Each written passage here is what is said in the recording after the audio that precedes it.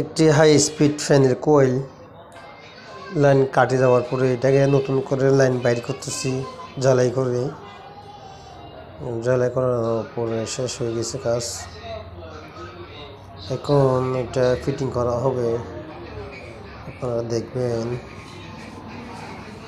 এরকম যদি ছোট ফ্যানের কোয়েল নষ্ট হয়ে যায় ফেলে দেবেন না, অবশ্যই মেকানিকের কাছে নিয়ে দেখবেন এটা কি মেরামত করা যায় কিনা, ঠিক করা যায় কিনা। আপনার একটা কোয়েল কিনতে গেলে আপনার লাগবে যে 400-500 টাকা, এটা আপনি 200-300 টাকা, 200 টাকা, 250 টাকাতে ঠিক করতে পারবেন। চেষ্টা করে দেখবেন, ফেলে দেবেন না।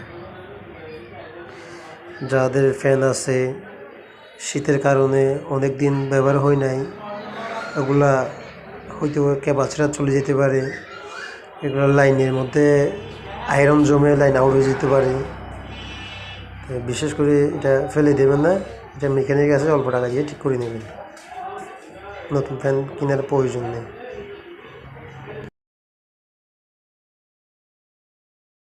কোয়েলটা এই মুহূর্তে ভালো হয়ে গেছে, এটা জ্বালাতে করে এটা ক্লিয়ার হয়ে গেছে, এটা সিরিজ বোর্ড চেকিং করা হয়ে গেছে।